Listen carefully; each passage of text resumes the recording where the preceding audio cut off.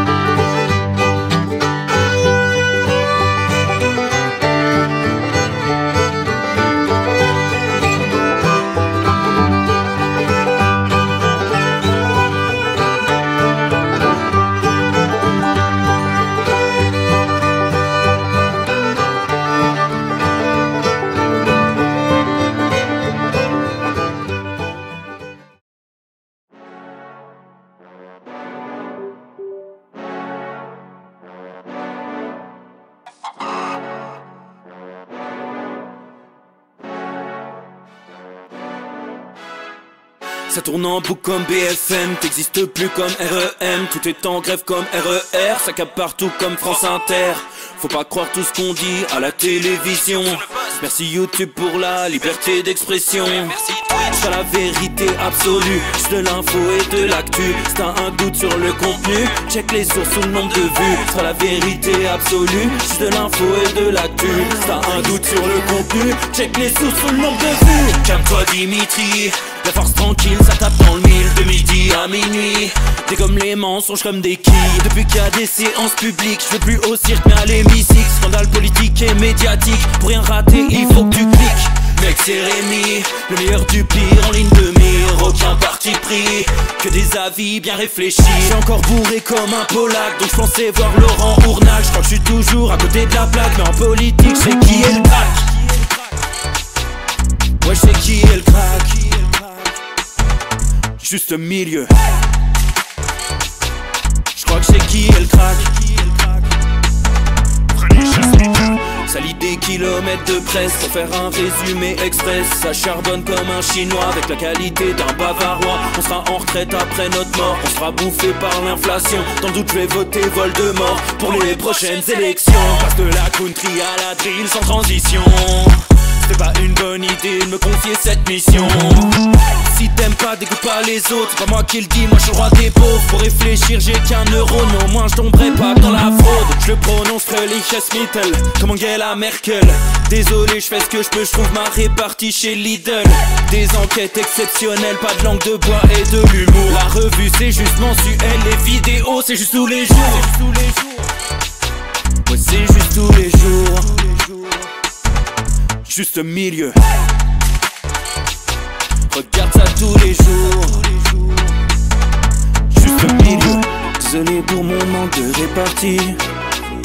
Je sais même pas ce que je débite. C'est dur la géopolitique. Ou un peu comme ma... République. Ma République, non? C'est dur la République quand même, non? Ouais? Non? Ah non, c'est mou, non? Ouais, les mecs se font chier, on dirait un peu. Ouais, c'est un peu mou. Enfin, ça dépend dans quel pays. Ouais. J'y connais pas grand chose, moi. Et c'est quoi une démocratie déjà?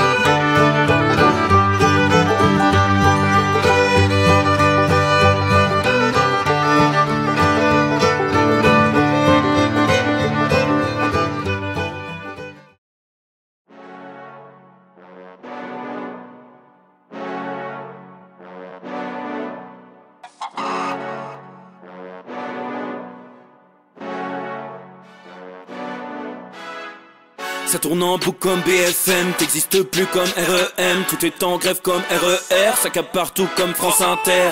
Faut pas croire tout ce qu'on dit à la télévision. Merci YouTube pour la liberté d'expression.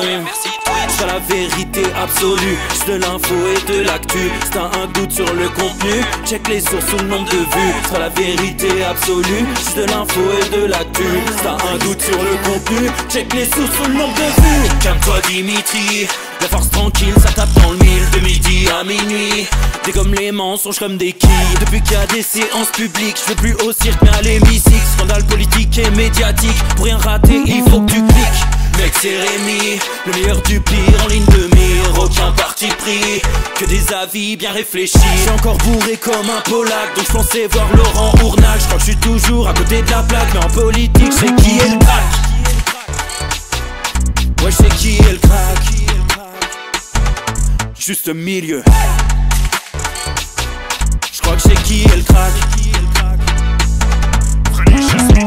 Ça lit des kilomètres de presse pour faire un résumé express. Ça charbonne comme un chinois avec la qualité d'un bavarois. On sera en retraite après notre mort, on sera bouffé par l'inflation. Dans le doute je vais voter Voldemort pour les prochaines élections. Passe de la country à la drill sans transition. C'est pas une bonne idée de me confier cette mission. Si t'aimes pas, dégoûte pas les autres. C'est pas moi qui le dis, moi je suis le roi des pauvres. Pour réfléchir, j'ai qu'un neurone. Au moins je tomberai pas dans la fraude. Je le prononce Fröhliches-Mittel comme Angela Merkel. Désolé, je fais ce que je peux, je trouve ma répartie chez Lidl. Des enquêtes exceptionnelles, pas de langue de bois et de l'humour. La revue c'est juste mensuel, les vidéos c'est juste tous les jours. Ouais c'est juste tous les jours. Juste milieu. Regarde ça tous les jours. Juste milieu. Désolé pour mon manque de répartie. Je sais même pas ce que je débite. C'est dur la géopolitique. Ou un peu comme ma République. Ma République, non? C'est dur la République quand même, non? Ouais? Non? Ah non, c'est mou, non? Ouais, les mecs se font chier, on dirait un peu. Ouais, c'est un peu mou. Enfin, ça dépend dans quel pays. Ouais. Bah, j'y connais pas grand chose, moi. Et c'est quoi une démocratie déjà?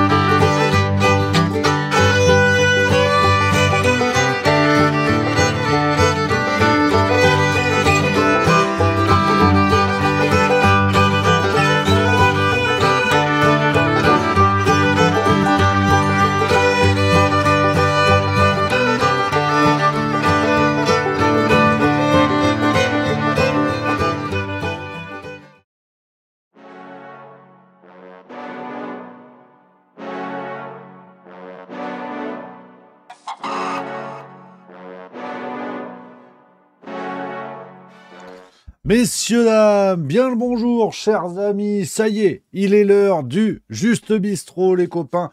14 janvier 2025. J'espère que vous allez bien. J'espère que tout le monde est en pleine forme. Voilà, c'est le plus important pour continuer la semaine. On est mardi. Demain, c'est farce tranquille. Après, c'est jeudi. Après, c'est samedi. Vendredi, je vous le compte pas. Cette semaine, il est cadeau. Vous appelez votre patron, c'est fini. Il n'y a pas de vendredi. On passe direct au week-end. Direct barbecue. Comme ça, on est peinard. Bonjour à tous, les amis. Est-ce que ça va? Quoi de neuf par chez vous? Est-ce que tout le monde est rentré de vacances? Ça y est. Est-ce que tout le monde a repris le boulot? Dites-moi dans le chat. Ça y est. Ben là, c'est la fin de la... Ça y est, c'est fini. Allez, tout le monde laisse son gros cul, c'est fini, le saumon fumé, les blinis, Les œufs de limpe, déjà, on ne sait même pas ce que c'est, limpe. Déjà, est-ce qu'on peut se poser la question un jour, sérieusement, des œufs de limpe, il y en a des rouges, il y en a des noirs. Est-ce que quelqu'un connaît la différence? Parce qu'il y en a marre, en fait, comme ça, de vivre dans un monde où on ignore tout. Déjà, limpe, ça s'écrit L-U-M-P. C'est quoi L-U-M-P déjà? À part un parti politique déchu, c'est quoi?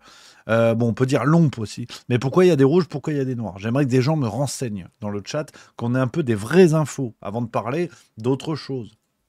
Aujourd'hui, on a pas mal de choses. On va aller en Italie, on va parler de Ursula von der Leyen, on va aller en Allemagne pour un autre sujet, même si elle est allemande, mais voilà, vous allez tout comprendre. On va parler d'Alice Weidel aux États-Unis, avec cette élection en Allemagne qui risque fort d'être annulée.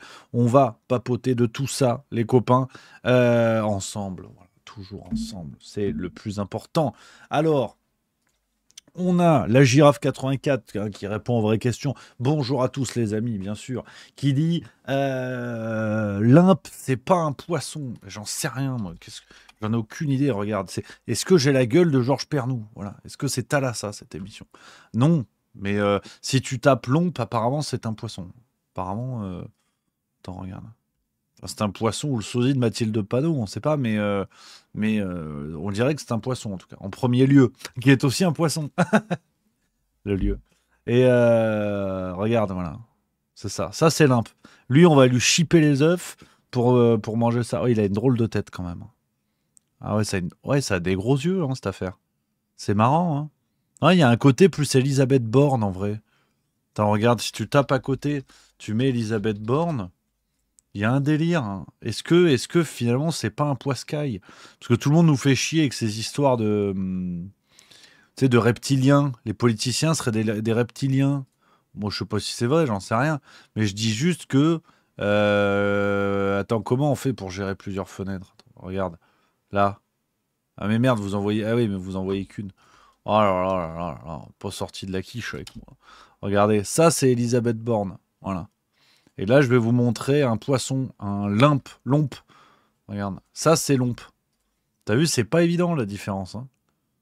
Non, il y a quelque chose. Je pense que le monde est géré par des lompes, peut-être. Peut-être, non, mais c'est une théorie comme une autre, après tout. Pourquoi pas, hein. Pourquoi pas. Donc, voilà, j'ai pas trop... Peut-être qu'on mange des œufs de borne, et on savait pas depuis le début. C'est possible, hein. C'est possible. Non, je sais pas. Je sais pas. Les amis, pour commencer, sur ce vrai sujet, cette réflexion d'une importance cruciale, les copains, merci à l'écart de Claudia pour le subprime 23e mois. Merci beaucoup. Merci également. Ben, c'est tout. C'est tout pour aujourd'hui, pour l'instant. Voilà, c'est tout. Gaëtan Seguin 38 qui dit: tu as vu Rémi le Moscato Show sur RMC? Oui, ils l'ont remis à la téloche. Ça fait plaisir. C'est à la radio et à la télé en direct. Ça, c'est chouette. Ouais, Pouet Pioyo qui dit: et bonjour, première fois sur le live, j'étais sur le live de Poulain, mais là c'était trop long. Merci camarade, bienvenue, installe-toi confortablement. Ishigo Bankai 38 que j'embrasse qui dit: je vous écoute en bossant, pas trop de conneries Rémi, si j'éclate de rire à côté de mon boss. Eh ben ton boss, on lui pisse au cul. Non, je rigole, non, faut pas, non. Attention, t'imagines s'il écoute ça sur des haut-parleurs? Oh putain. Ah, le premier chômeur estampillé juste milieu. Non. Non, je déconne, on l'embrasse, ton boss. On le salue bien bas. J'espère que t'étais pas sur des enceintes, hein, parce que sinon... Bon, après, il est pas censé savoir que tu t'appelles Ishigo Bankai 38. Hein. Voilà. C'est bon, peut-être... Ou alors tu t'appelles réellement comme ça, et t'as le droit, hein, c'est pas grave. Hein, c'est pas grave. Hein. Donc voilà. Merci à Stelf5 qui dit: j'ai adoré l'épisode du Fact Checking Comedy Club, notamment Rudy Marien, un proctologue pour dire de la merde. MDR, merci. Ah, c'est les blagues. On essaie des blagues. Voilà. Et Ishigo Bankai qui a des écouteurs. Donc ça fait plaisir. Ça fait plaisir. Il a toujours un boulot. Voilà, ça c'est chouette. Les copains. Alors, il est vrai hein, que nous sommes en direct alors que François Bayrou fait son discours de politique générale. Ouais, ça c'est vrai. Ça, c'est vrai. Bon, qu'est-ce que vous voulez que je vous dise? Voilà quoi. Il fait son discours politique général. Bon, bah on va parler d'autre chose, non hein? Ou peut-être qu'il a fini, je sais pas, j'en ai aucune idée. Puis, je vais pas vous mentir, j'en ai rien à foutre. Hein. Déjà, il s'est perdu dans ses fiches. Enfin, voilà, C'est que du plaisir. Donc, on va aller sur d'autres sujets que je voulais évoquer, les amis, avec vous. Et déjà. Et ça fait plaisir. Parce que moi, je pensais qu'il était décédé. Mais on a eu le retour du Jean-Pierre Coff de la Picouse pour commencer avec les sujets pêle-mêle, les amis. On a 2 grandes séquences aujourd'hui. Et demain, soyez là demain dans le Juste Bistrot, on va parler de l'affaire Candace Owens et du couple Macron. Si j'ai le temps de bosser ça, ce sera demain ou jeudi, grand max. Mais on en parle cette semaine, vous inquiétez pas. On commence avec le Jean-Pierre Coff de la Picouse qui était dans les grandes gueules et qui nous a régalé. On ne sait même plus pourquoi, on ne sait plus ce qu'il veut dire, mais ça fait plaisir. H3N2 et la souche B Victoria, qui tapent d'ailleurs des générations différentes, et les symptômes sont très élevés, très forts. C'est-à-dire que vous vous retrouvez vraiment avec les douleurs musculaires, le nez pris, le mal à la gorge, la toux qui brûle, etc., etc. Et chez des gens qui sont effectivement fragiles, type insuffisant cardiaque, insuffisant respiratoire, diabétique, etc., etc., on peut avoir des décompensations qui sont des décompensations importantes en quelques heures, et donc des hospitalisations. Et là, on est en train de se faire déchirer par la demande de soins, et aux urgences, on ne va pas avoir peur des mots, dans beaucoup d'endroits, c'est l'apocalypse. Quand je dis que c'est l'apocalypse, c'est-à-dire que vous avez des urgences aujourd'hui, privées comme publiques, où vous avez 40, 50 brancards en attente, quoi. C'est horrible. Avec des gens qui vont passer donc des heures sur les brancards, alors même qu'on pourrait diminuer cela si on avait effectivement le réflexe vaccinal, au moins pour les gens fragiles, au moins pour cela, quoi. Et on peut encore se faire vacciner. Et puis si on évitait que le virus circule, en ayant des gestes qui sont des gestes, ma foi, basique, au moins de mettre un masque quand on a les symptômes, au moins quand on a les symptômes, quoi, pour éviter de contaminer le voisin, quoi. Et c'est pas fait. Et que dans les services hospitaliers, en ce moment où le virus circule, mais au moins qu'on remette le port du masque obligatoire pour les soignants. Si on met pas la vaccination, qu'au moins on mette ça pour éviter que ça circule. Alors après, très rapidement, sur le vaccin pour les soignants, est-ce qu'on peut se faire vacciner encore au mois de janvier? Oui, on peut, mais bon, honnêtement, il faut 15 jours pour que le vaccin soit efficace. Là, on n'est pas encore au pic. C'est ce qui est inquiétant d'ailleurs. On n'est pas encore au pic de cette épidémie de grippe. On va l'atteindre prochainement dans les tout prochains jours. Ça risque d'être un peu tard, quoi. Mais enfin, quand vous êtes fragile, faites-le, quoi. Si vous l'avez pas fait, faites-le. C'est tout ce qu'on peut dire. Dans les services, la grippe, c'est une maladie ancienne. Ça fait des années et des années que chaque année, on a des épidémies de grippe. On n'a aucune méta-analyse qui réellement montre une efficacité pour les soignants de la vaccination sur la hausse des grippes nosocomiales, c'est-à-dire transmises par les soignants. Il est beaucoup plus efficace de porter le masque, d'aérer les pièces, ça oui, que d'une vaccination. Pourquoi? Parce que, et c'est la différence qu'il peut y avoir avec le vaccin contre la Covid, qui, on le rappelle, au début était efficace à 90% sur les premières souches, et qui a perdu de son efficacité au fur et à mesure des variants. Ouais. Mais sur la grippe, on a une efficacité qui est entre 30 et 50%. Parce que ça joue ton pour les dixième symptômes graves, mais par contre, l'efficacité est assez faible. Mais c'est quoi Rien compris. Je ne sais pas vous, mais j'ai rien compris. C'est-à-dire que il est encore dans l'histoire de vaccin Covid efficace 90%. Alors, il te dit pas pourquoi. Hein. Il se garde quand même de te dire sur quoi il est efficace. En forme grave, contamination, forme pas grave, on ne sait pas. Mais c'est 90%. Donc non, mais hier, les amis, je vous parlais de ça sur le...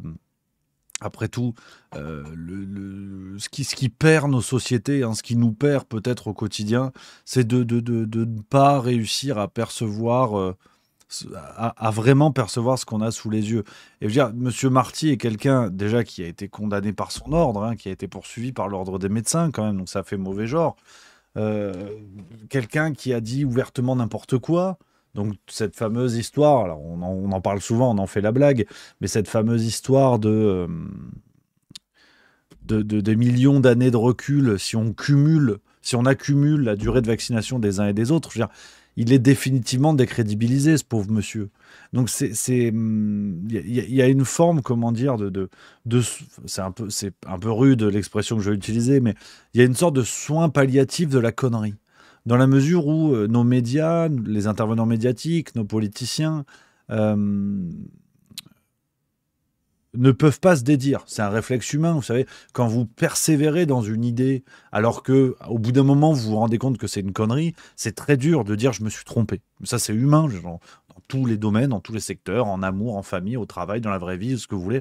C'est très dur. C'est un réflexe humain. Quand on persiste dans une voie, c'est dur de faire marche arrière et dire « bon, ben voilà, sur ce coup-là, j'ai été une pompe à vélo ». Bon, avec l'ampleur, si vous voulez, de la propagande médiatique à laquelle nous avons eu droit depuis 2020, fin 2019-2020, enfin début 2020, euh, ils peuvent encore moins faire marche arrière, encore moins assumer s'être trompés, parce que le premier qui va entrouvrir la porte à un mea culpa, à une réflexion, à une marche arrière, si vous voulez, c'est comme une porte en bois sur un barrage pour l'eau, c'est un immense barrage. Vous imaginez une toute petite porte en bois en haut, t'ouvres la porte, l'eau s'engouffre, le barrage tombe. Donc ils ne peuvent pas le faire. Ce qui fait qu'ils sont obligés de persister, alors que tout le monde voit bien que c'est une erreur. C'est vraiment... je sais pas, le mari qui trompe sa gonzesse, il se fait chipper à poil dans le lit d'une autre femme, et il dit non, c'est pas moi, alors qu'il a le préservatif usagé collé sur la joue. Voilà, pour prendre une métaphore peut-être un peu moins fine, pour ceux qui n'avaient pas compris jusqu'à présent. Donc, qu'est-ce que tu veux que je te dise? Marty, il a la capote sur la gueule, bon ben voilà, et il continue. Il continue. Alors que c'est n'importe quoi. Je veux dire, sur le fond, si vous voulez, c'est pas moi, n'étant pas scientifique, n'étant pas médecin, je vais pas vous dire précisément le pourcentage, le pourquoi, l'étude qui a dit que non. Mais c'est juste que la manière qu'il a de formuler les choses, c'est-à-dire quand il dit 90%, voilà, le vaccin Covid est efficace à 90%. On ne sait pas sur quoi, on ne sait pas pendant combien de temps, sur quel laps de temps. Il ne dit rien d'autre que ça. C'est précisément ce type de discours qui a nourri la propagande Covid-19 pendant près de 3 ans. Donc c'est pour ça que c'est n'importe quoi. Et c'est pour ça que tout le monde le sait. Je pense que même des gens vaccinés, si vous voulez, qu'on fait 3 doses, puis 4 doses, et à qui on explique encore de le refaire, et qui tombent malades, qui commencent à comprendre qu'on les a peut-être pris pour des pigeons, d'entendre encore aujourd'hui le Jean-Pierre Coff du stéthoscope qui déboule et qui nous dit « Ah, c'est efficace à 90%. » Bon, bah voilà, mais sur quoi, machin? Bon, bah tout le monde voit bien qu'il nous prend pour des sgegs. Donc, c'est pas grave. Mais Monsieur Marty, au bout d'un moment, faut faire autre chose. Faut, par exemple, soigner les gens. C'est votre boulot au départ. Donc arrêtez, en fait. Arrêtez de faire autre chose. Arrêtez de faire ça. Bon, vous appelez les grandes gueules, mais oui, c'est bien. Mais c'est pas parce que vous avez des grandes gueules que c'est obligatoire de les ouvrir à chaque fois. Tu vois, c'est pénible, quoi. C'est vraiment pénible. Et même déguisé en Jean-Pierre Coff, il n'arrive pas à nous convaincre. Et ça, c'est pas fastoche. Donc on l'embrasse, mais c'est vrai qu'on en a un peu plein le cul de Dr Marty, quoi. Il est sympa comme tout, mais il est quand même un petit peu fatigant. Donc voilà les amis, hein, sur cette première séquence que je voulais vous montrer. Maintenant, direction l'Italie. L'Italie, la pizza, spaghetti Alfredo. Je vais vous parler d'un article sorti dans l'Opinion. L'Opinion d'aujourd'hui, du 14 janvier, page 4, pour ceux qui veulent vérifier. On enchaîne avec quelques petits sujets pêle-mêle. Et en Italie, hein, en plus, on passe du coq à l'âne, vous allez voir. Hein, ou du coq à light. Ouais, c'est original en plus. L'Italie qui est en train de rendre gratuite, presque gratuite, la PMA pour booster la démographie. Alors vous avez vu en ce moment, c'est le sujet. Hein. On a les chiffres qui sont sortis sur la démographie française qui continue de se péter la gueule. Hein. La dénatalité, ça fait d'ailleurs la une de l'Opinion aujourd'hui. Rappelez-vous, Emmanuel Macron, hein, qui avait dit le réarmement démographique. Hein. Il avait lancé une grande campagne pour inciter les gens à faire des bébés. Hein. Il n'y a pas d'autre mot. Hein. La levrette patriote. Voilà. Bon, alors évidemment, comme d'habitude avec Macron, ça n'a pas marché. Hein. Évidemment, ça n'a absolument pas du tout marché. Voilà, tout ce qui avait été proposé, il n'y a même pas un quart qui a été mis en place. Enfin, c'est une catastrophe, une fois de plus. Sauf que, regardez hein, notamment cette courbe, et pas la mienne. Regardez cette courbe, hein, les naissances qui déclinent depuis 2011 en France. Je vais essayer de zoomer encore un petit peu plus. C'est dans l'Opinion, source INSEE. Voilà, vous avez la source ici. Et regardez, hein, on est en train de battre de tristes records. Déjà 2023 s'était distingué en étant l'année avec le moins de naissances depuis la Seconde Guerre mondiale, quelque chose comme 660 000, je crois, naissances. Et 2024 fait encore pire. Et donc, à ce rythme-là, en 2025, 26, 27, selon les prévisions, les courbes devraient s'inverser entre le solde des décès et le solde des naissances. Ce qui est catastrophique. Et ça a été le cas en Allemagne, sauf erreur, il y a peu. Ce qui est absolument catastrophique pour la démographie d'un pays. Donc la France est en train d'arriver là-dedans. Le président nous incite à faire l'amour, à avoir des enfants. Hein, et bon, une fois de plus... il n'arrive pas à donner l'exemple. Hein, je vous passerai les raisons. Donc, la situation est quand même rude. Et l'idée qu'il y a en Italie, et je vous en parle peut-être pour susciter le débat, savoir ce que vous en pensez, les copains. L'Italie va rendre la PMA presque gratuite. C'est une idée, hein, je vous lis ce que nous explique le début de l'article, qui nous montre d'ailleurs que l'Italie est plus ou moins dans la même situation. Confrontée à un déclin démographique difficilement réversible, l'Italie essaie de ralentir le phénomène après avoir enregistré une nouvelle diminution des naissances, moins 4600 sur les 7 premiers mois de 2024. Depuis le 1er janvier de cette année, Rome vient ainsi de rendre presque gratuit le recours à la procréation médicalement assistée. Le gouvernement a étendu à l'ensemble du territoire une prise en charge déjà en vigueur dans certaines régions. Alors, on passera sur le mensonge, hein, une fois de plus, qui est entretenu avec ce discours et qui m'énerve à chaque fois, mais il n'y a rien de gratuit là-dedans, c'est juste que c'est une prise en charge par l'État, ne l'oublions pas quand même. Il n'y a rien de gratuit, hein, il n'y a pas de bénévolat. Hein. Donc, tout cela sera pris en charge par l'État, avec des prix, hein, qui fluctuent énormément. L'article nous dit à partir de 5 000 € dans des structures privées. On sait qu'aux États-Unis, c'est jusqu'à 100 000 $, par exemple. Donc, c'est un marché, c'est un véritable business qui est en train de se dessiner. Et voilà la solution de l'Italie, hein, d'encourager à la procréation médicalement assistée, en sachant que d'autres pistes existent pour lutter contre le déclin démographique. Évidemment, l'immigration, ça a plutôt été l'idée de l'Allemagne, hein, avec plusieurs centaines de milliers aujourd'hui on dit migrants, ce qui ne veut absolument rien dire, mais on va dire de migrants qui ont été accueillis en Allemagne, notamment ukrainiens, hein, récemment. Et en Italie, maintenant, l'idée, c'est la PMA. Donc, qu'est-ce que vous en pensez? Voilà. Qu'est-ce que vous en pensez, les amis? C'est pour susciter le débat un peu. L'idée qui est proposée par nos amis italiens. On rappelle, hein, d'ailleurs, l'Italie gérée par un gouvernement d'extrême droite, donc qui est normalement complètement opposé à ces idées-là, à ces projets-là. Bon, comme quoi, apparemment, il y a bonne bête sous tout poil et sous toute chemise brune. Luxtalua 88 nous dit: c'est très bien, la PMA est tellement un parcours long et compliqué. Si ça pouvait être plus simple, ça serait génial. Mais ne pas oublier que si la natalité baisse, il y a aussi et beaucoup la fertilité. Absolument.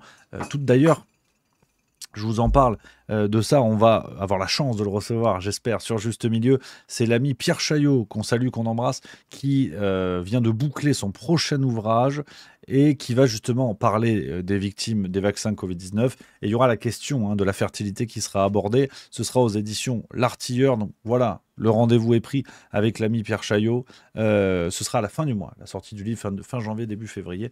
On l'embrasse, évidemment. Mais cette question de la fertilité qui est un peu le passager clandestin, hein, de ces questions liées à la démographie, où là, surtout aujourd'hui, il y a eu beaucoup d'informations, beaucoup de journaux qui ont traité de ce thème-là, et aucun, sauf erreur, évoque la piste peut-être d'une hausse de la fertilité qui pourrait s'expliquer peut-être par l'injection Covid-19, entre autres raisons. Il n'y a pas que ça, bien évidemment, mais ça a été l'un des premiers symptômes dénoncés à travers le monde, c'était l'impact de l'injection sur la sphère féminine, par exemple tout ce qui est lié aux règles, tout ce qui est lié à ces choses-là. Donc on sait qu'il y a un impact, mais apparemment sur la fertilité, c'est bon, ça passe. Donc voilà. Affaire à suivre, c'est quand même une question à se poser. Anarchy08 qui dit: plus sérieusement, le problème vient également de la démarche individuelle. Dans le contexte actuel, difficile de pouvoir faire des enfants.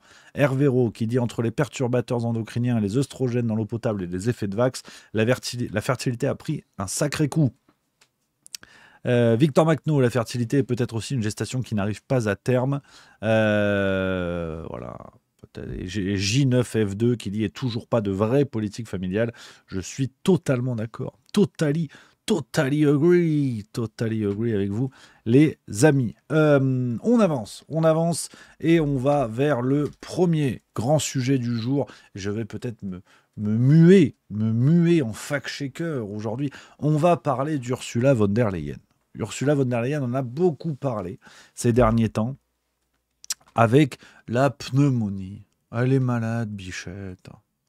Ah ouais, la Cruella de Bruxelles, elle est malade où? Ça va pas. Elle a été hospitalisée, semble-t-il, du 2 au 10 janvier pour une pneumonie sévère. Vous en avez sûrement entendu parler. On va revenir sur ça. Et on va peut-être un peu fact-checker le bordel, parce que beaucoup de choses à dire sur cette situation. Alors, quelqu'un qui est malade, sur le papier, vous allez me dire, on s'en cire.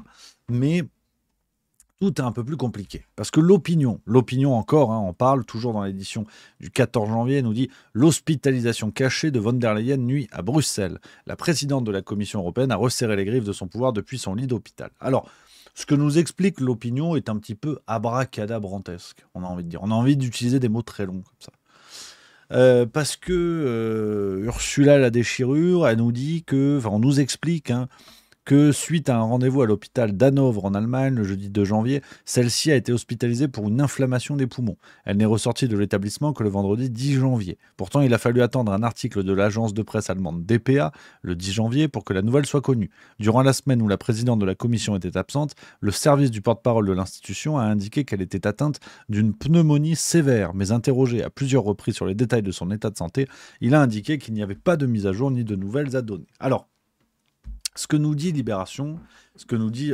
l'opinion, c'est que le vrai problème dans cette histoire, c'est que le séjour d'Ursula von der Leyen a été caché, qu'il n'y a eu aucune communication là-dessus, alors qu'elle est quand même la grande chef de la Commission européenne.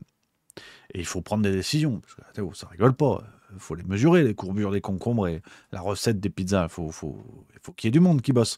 Donc, le problème, c'est qu'Ursula von der Leyen, qui se comporte plus que jamais en dirigeante autoritaire, a continué à faire fonctionner le bordel sans prévenir, sans que quelqu'un sorte du bois en disant, ben voilà, machine, elle est malade, donc moi, je vais gérer. Et notamment, ce rôle est censé revenir à... Attends, je crois qu'ils le disent dans l'article. Bon, on s'en moque de toute façon. Donc, ce que nous dit l'opinion, je vous lis, en plus d'éroder la confiance entre les institutions européennes et les citoyens, déjà mise à mal, l'incident renforce les deux critiques régulièrement faites à Ursula von der Leyen, son manque de transparence et sa gestion trop centralisatrice. Alors, on nous explique qu'effectivement, oui, elle gère tout ça toute seule, quand même. L'Europe, c'est la démocratie. Et là, il y a les complotistes qui sortent du bois. Et les complotistes, ils nous disent qu'elle a fait ça pour éviter son procès. J'ai beaucoup entendu parler de ça ces derniers jours. C'est pour ça que je vous parle de cette affaire-là, les amis, qui est l'illustration de ce que je vous dis de temps en temps. C'est pour ça que j'ai choisi cette actu, alors que fondamentalement, on n'en a rien à foutre. Je vais vous expliquer pourquoi. Parce qu'on a eu un article donc, de la fameuse agence dpa, qui est l'équivalent de l'AFP, si vous voulez, et qui nous explique que ce procès, en fait, effectivement, le procès qui avait lieu le 6 janvier à Liège dans l'affaire dite du Pfizergate, je vais vous lire, en fait, je vais vous donner les éléments que donne dpa. C'est pas la vérité absolue, mais qu'on ait quand même des éléments en plus pour ne pas se tromper d'ennemis. Et là, on a une illustration qui est assez intéressante. On nous dit cette audience ne requérait absolument pas la présence de Madame von der Leyen, a confirmé donc la dpa, a confirmé à dpa l'avocat de la présidente de la Commission européenne, maître Adrien Massé, qui l'y représentait. Parce qu'en fait, la dame, elle a été mise en accusation, donc du côté de Liège. Je vous lis les faits. En avril 2023, un citoyen belge, Frédéric Baldan, a déposé plainte au parquet de Liège contre la présidente de la Commission européenne pour corruption, prise illégale d'intérêt et destruction de documents administratifs, entre autres. Il l'accuse d'avoir négocié par SMS en dehors de tout cadre démocratique avec le PDG de Pfizer, Albert Bourla, l'achat de 1,8 milliard de doses de vaccins anti-Covid pour une valeur estimée à 35 milliards d'euros. La Commission européenne a refusé de rendre public l'accès à ces SMS. Depuis lors, d'autres citoyens, associations, partis politiques et même 2 États membres de l'Union européenne, la Hongrie et la Pologne, sous le précédent gouvernement, se sont joints à la plainte en se constituant partie civile. Pour l'heure, il ne s'agit pas encore d'un procès, mais de régler plusieurs questions de procédure. Donc, c'est ça, si vous voulez, les amis, le but de ce procès. Le but de ce procès, c'était celui-là. Je vous lis encore un autre élément. Dans un premier temps, la justice liégeoise doit se prononcer sur 3 points. L'immunité de Mme von der Leyen s'applique-t-elle ou pas dans cette affaire? Qui du parquet liégeois ou du parquet européen est-il compétent pour mener l'instruction? Et enfin, l'affaire est-elle recevable? Donc, on est au début. On est au début d'un procès pour lequel la décision sera donnée le 20 janvier prochain. Et on nous dit que dans tous les cas, le porte-parole de la Commission européenne dit qu'il n'était pas prévu que la présidente de la Commission se rende à Liège aujourd'hui. Donc de toute façon, voilà, initialement, elle devait se rendre à Lisbonne pour une conférence diplomatique. Donc de toute façon, elle en avait absolument rien à foutre. Et pourquoi je vous parle de ça? C'est un petit point de détail, hein, comme dirait l'autre. Hein. Mais pourquoi je vous parle de cette affaire-là, les amis? C'est que c'est typiquement le genre d'affaires dans lesquelles on se trompe d'adversaire, on se trompe d'ennemi. Et tout seul comme des grands, on détourne notre attention, on regarde dans un sens qui, à mon avis, et ça n'est que mon avis une fois de plus, n'est pas le bon. C'est-à-dire que on est en train d'expliquer et de s'enflammer en disant ouais mais Ursula von der Leyen elle contourne son procès, c'est scandaleux et tout. Oui mais c'est pas nouveau, c'est pas ça le problème. Le problème c'est pas ça. On est en train si vous voulez de monter en épingle une affaire qui nous décrédibilise parce que n'oublions pas que Ursula von der Leyen n'en a tellement rien à faire du cadre légal, du cadre juridique que de toute façon elle ne serait pas venue. Tout comme elle a fui toutes ses responsabilités jusqu'à présent. Et je trouve que parfois, nous les complotistes, enfin, j'exagère, mais nous les gens du milieu, on a tendance à focaliser notre attention et à s'enflammer sur des sujets qui ne le méritent pas. Et on perd de l'énergie, on perd du temps, on perd des neurones. Et cette affaire von der Leyen, dénoncer le fait que, comme par hasard, elle ait une pneumonie pour pas aller à son procès, c'est partir du principe que Ursula von der Leyen a besoin d'une excuse pour uriner sur l'éthique et le cadre légal. Mais elle le fait même sans pneumonie. Le pire, c'est que c'est peut-être vrai. Le pire, c'est qu'elle est peut-être vraiment malade.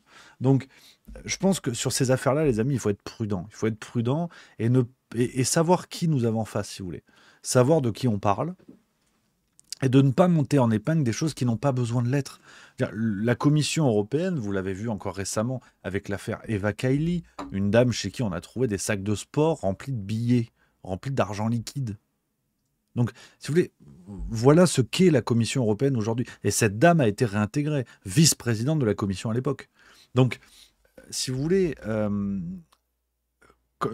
comment dire, dans une boucherie, on ne va pas se mettre à chialer quand on voit des merguez. C'est-à-dire que c'est le principe de la boutique. Donc, quand il y a des escroqueries du côté de la Commission européenne, on ne va pas à chaque fois s'enflammer. D'autant plus quand ça n'est pas forcément vrai. Parce que là, pour le coup, on va inventer une explication de la pneumonie exprès pour fuir le procès. Elle l'aurait fui de toute façon. La Commission a refusé de dévoiler les SMS. Donc, de toute façon, comment voulez-vous que ce procès puisse s'établir dans des bonnes conditions alors que vous avez des gens qui sont entre guillemets, jugés partis. La justice n'a peut-être même pas eu accès aux SMS. Donc, l'histoire de pneumonie, je pense que le pire, c'est que c'est sûrement vrai. Et je crois que vraiment, les amis, que ce genre d'affaires, ne passons pas des heures dessus et gardons les bons réflexes. Gardons des réflexes de prudence, des réflexes de sérieux et surtout de garder l'esprit froid.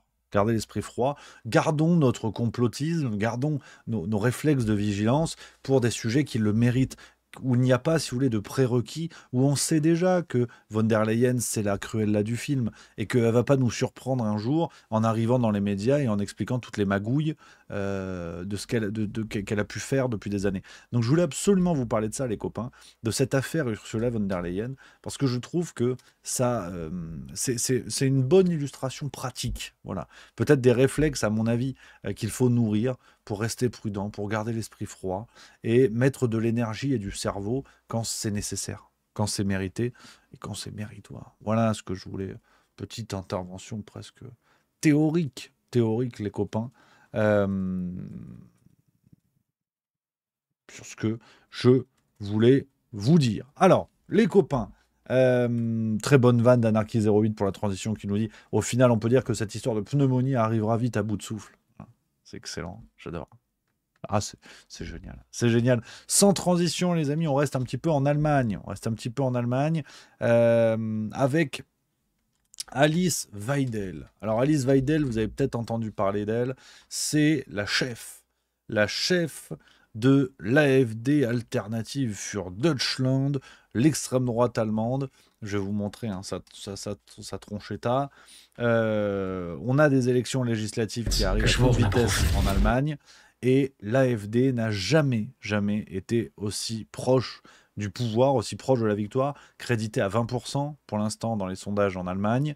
On a vraiment un poids de l'extrême droite en Allemagne qui ne cesse de grandir.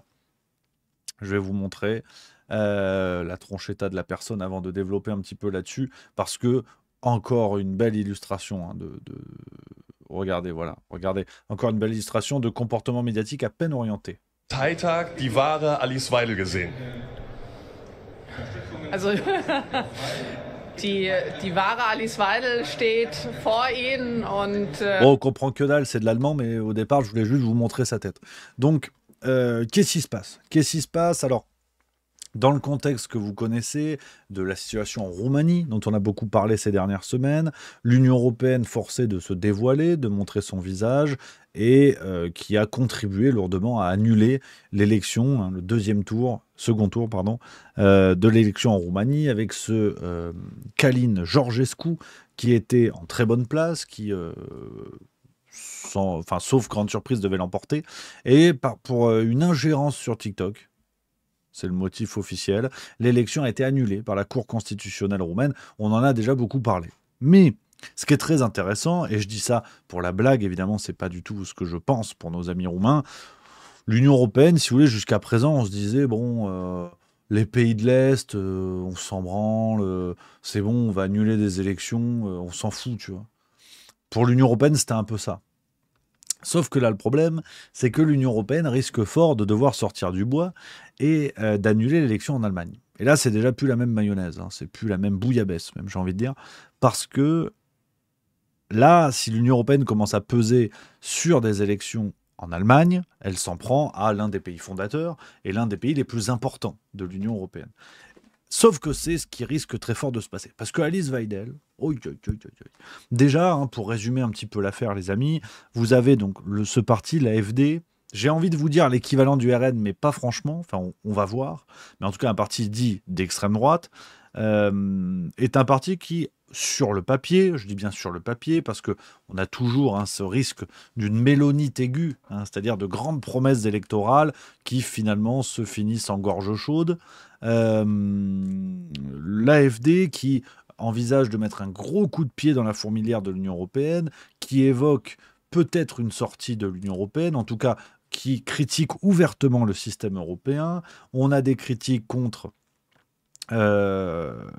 l'engagement européen en Ukraine, sur le rapport avec l'Amérique, parce que Elon Musk soutient beaucoup hein, ces derniers temps Alice Weidel. Ils ont fait une interview ensemble qui a été vue des centaines de milliers de fois. Je vais vous montrer un extrait de la vidéo. Alors pareil, on ne va pas comprendre un sucre, mais pour vous montrer voilà, quand même l'ampleur de cette petite collaboration. Voilà, regarde, sur la chaîne officielle d'Alice Weidel. Welcome, Alice. Thank you. Firms, our companies, the individuals of this obnoxious Voilà, bon, il parle en anglais. Et donc Elon Musk, c'est aussi pour ça hein, qu'on l'accuse d'ingérence ces derniers temps. Alors ce qui est intéressant, pour la petite parenthèse quand même, ce qui est intéressant, c'est que l'AfD, et notamment Alice Weidel en premier lieu, avait des positions un peu plus rudes contre Elon Musk il y a de ça 4 ans environ, ou un peu moins d'ailleurs, quand Tesla voulait installer une méga factory, là, comme ils appellent ça, une méga factory Tesla en Allemagne. Et à ce moment-là, l'AfD s'était positionné contre, avec force critique, et voyait d'un mauvais œil le rôle de Elon Musk. L'AfD qui voit également d'un mauvais œil tout le discours écolo sur les bagnoles électriques. Mais là, ça va mieux. Là, ça va déjà mieux. Ça va déjà mieux. Il y a un alignement des planètes. Alors, qu'on peut tout à fait comprendre, c'est de la politique, il y a toujours une dose d'opportunisme, mais là encore, ayons l'honnêteté intellectuelle, si vous voulez, de dire que le retournement de veste ne concerne pas que des gens comme Mark Zuckerberg, qui nous fait effectivement un retournement de veste, hein, une golden Manuel Valls, comme on dit dans le métier, mais n'oublions pas non plus que vous avez des gens qui, hier, critiquaient Elon Musk parce que c'était un taré, parce qu'il milite pour le transhumanisme, parce que, pour des raisons X et Y, aujourd'hui, vous avez certaines de ces personnes qui se rangent derrière lui. Donc, il y a aussi un retournement opportuniste de certaines personnalités politiques que l'on peut retrouver en Allemagne. Et l'AfD en fait un petit peu partie, léger, mais quand même. Donc voilà, un petit peu pour vous donner une idée de l'AfD qui est le poil à gratter du système en Allemagne. Je le redis, prudence, les amis, parce que attention à la mélonite. Hein, On rappelle que Mélanie nous parlait d'Italexit à l'époque, hein, que l'Italie devait quitter l'Union européenne, que l'Union européenne c'était des vilains.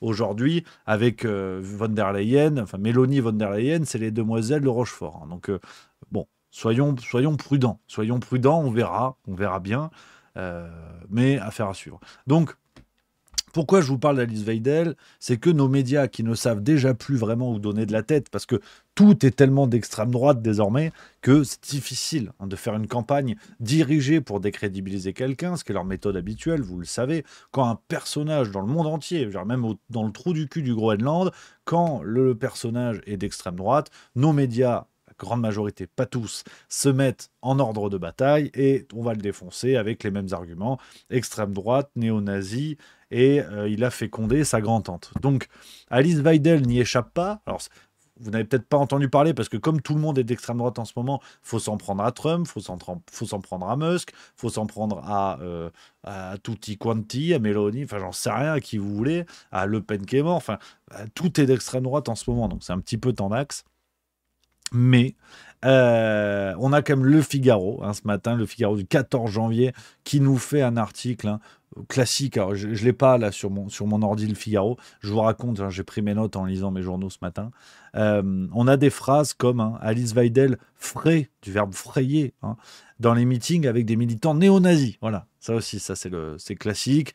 Alors, du coup, tu te dis, comme d'hab, hein, est-ce qu'ils étaient ukrainiens?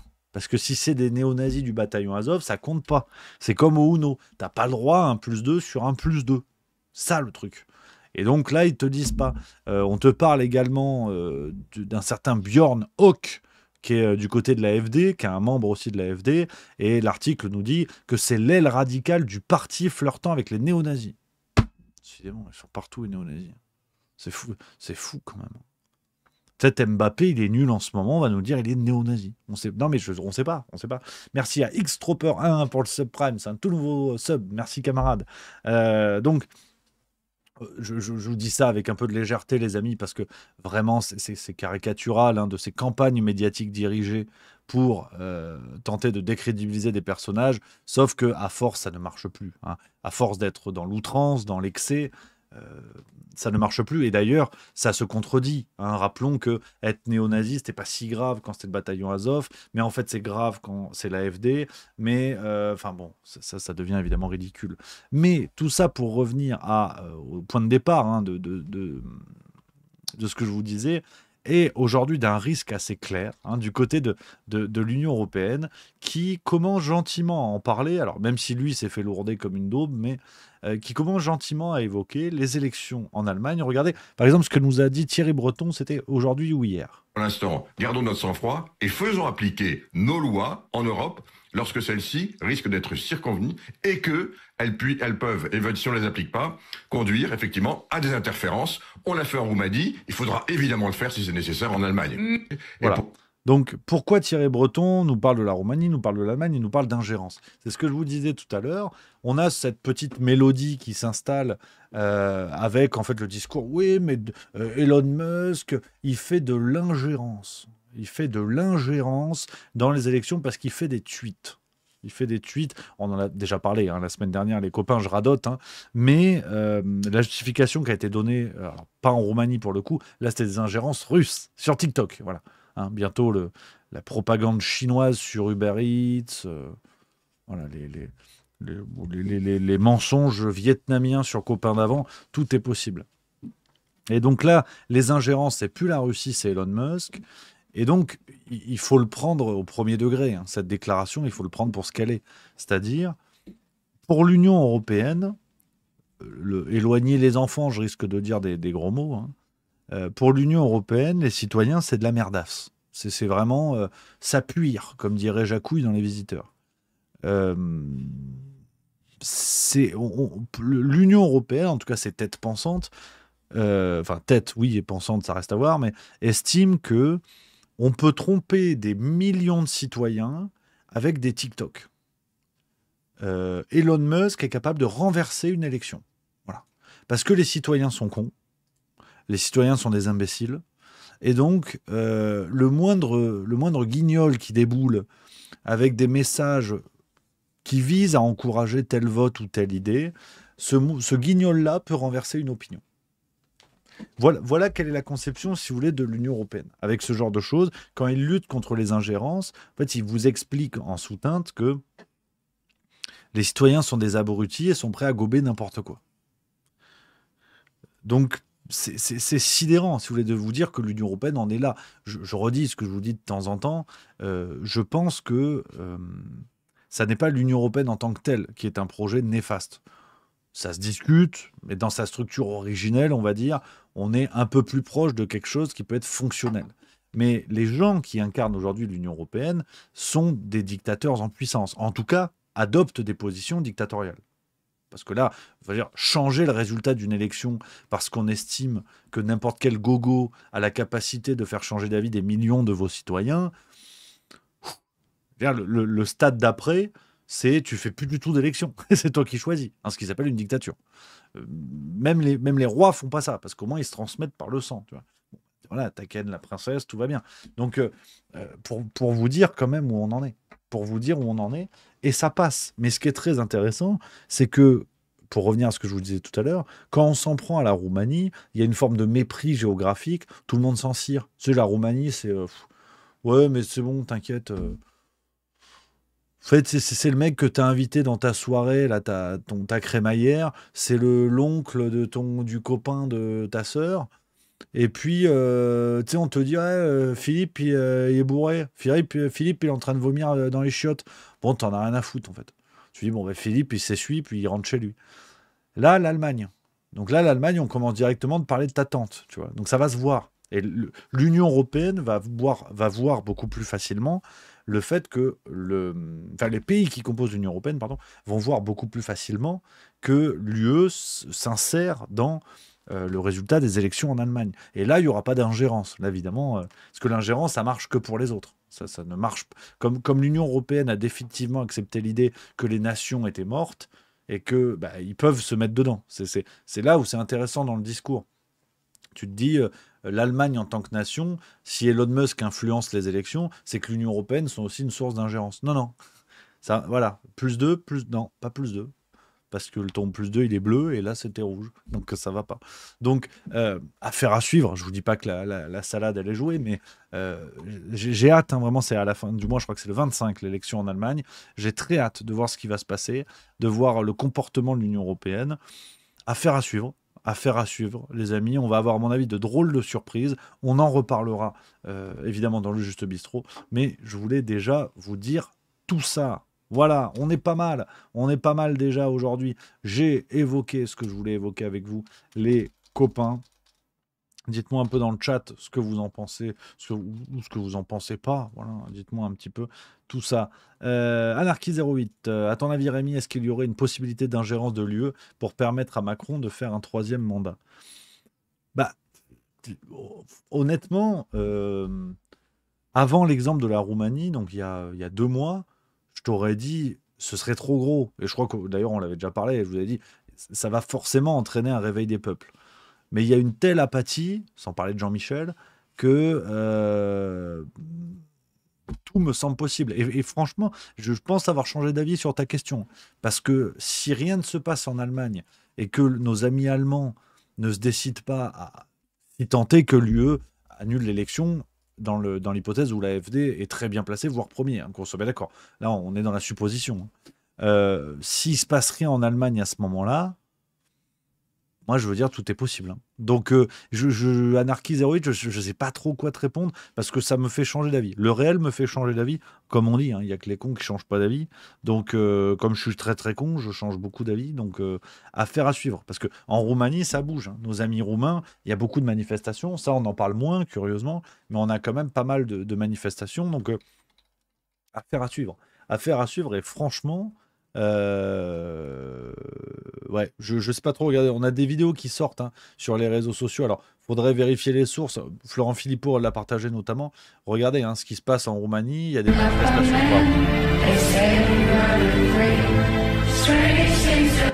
a du monde. Il y a du beau monde. Si vous tapez ne serait-ce que Bucarest, vous allez voir des remontées sur Twitter de vidéos de ce qui se passe en Roumanie. Donc, ça bouge. j'ai du mal à croire qu'il ne se passe rien en Allemagne dans le cas où.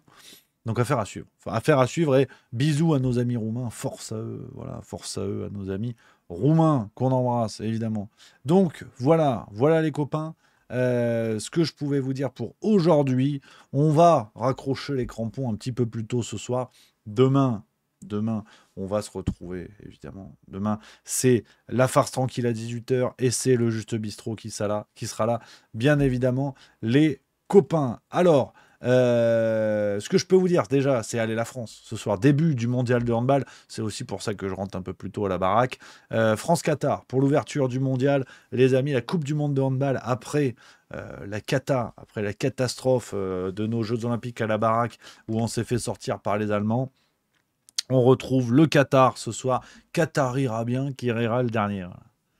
On va finir là-dessus parce que tu vois, c'est la preuve qu'il faut arrêter. Donc, allez les Bleus ce soir. Et demain, on se retrouve, les amis, en pleine forme. Voilà, vive la rigolade, vive la France et à demain.